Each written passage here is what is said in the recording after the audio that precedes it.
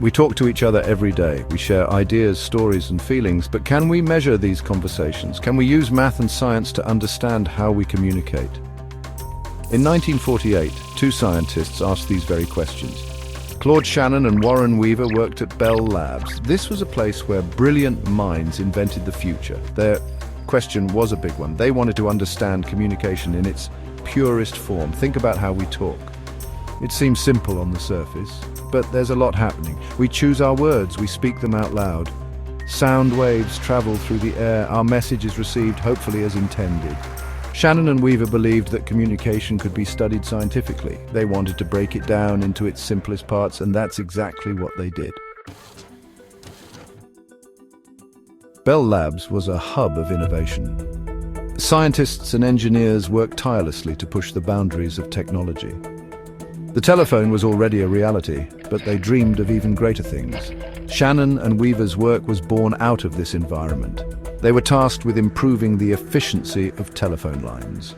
Noise, interference, and signal loss were major problems. Their research led them to develop a mathematical theory of communication.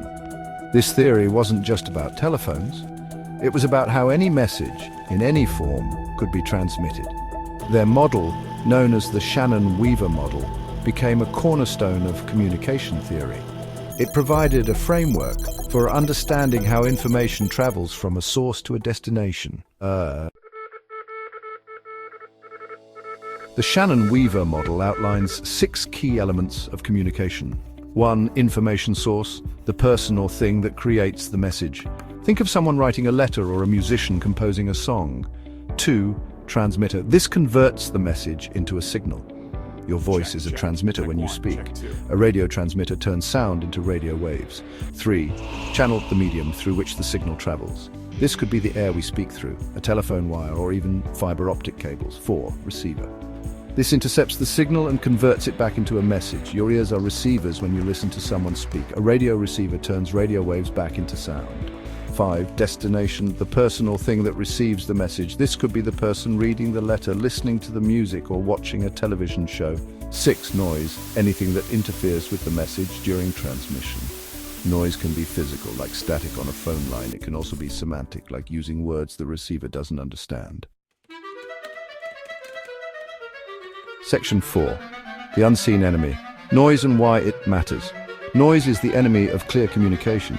It distorts the message, making it difficult or, well, impossible to understand. Shannon and Weaver recognized the importance of minimizing noise to ensure accurate transmission. Think about trying to have a conversation in a crowded room. The noise of other conversations makes it hard to hear. This is an example of physical noise. Semantic noise is more subtle.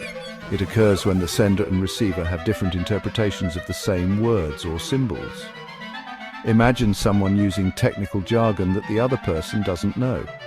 The message gets lost in translation.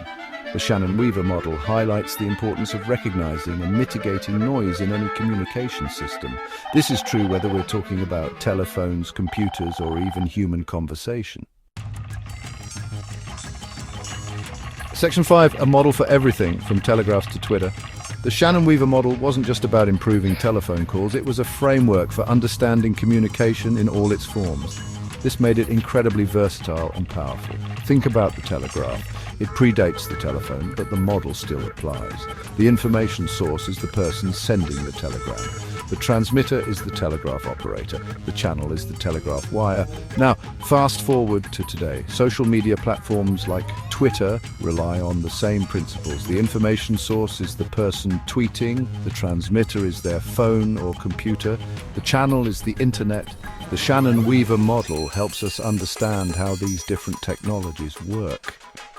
It shows us that despite their differences, they all share the same fundamental elements of communication. Section 6, the enduring legacy, Shannon and Weaver in the digital age. We live in a world dominated by digital communication. The internet, smartphones, and social media have transformed how we interact. But the principles of the Shannon-Weaver model remain as relevant as ever. Every email you send, every video call you make, every text message you receive, all of these interactions can be understood through the lens of this model. It helps us to see the complexity behind these seemingly simple actions. The model also highlights the challenges of communication in the digital age. Information overload, online noise, and the spread of misinformation are all problems that Shannon and Weaver could not have foreseen.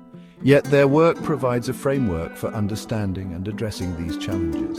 By recognizing the different elements of communication and the impact of noise, we can strive to communicate more effectively in our increasingly digital world.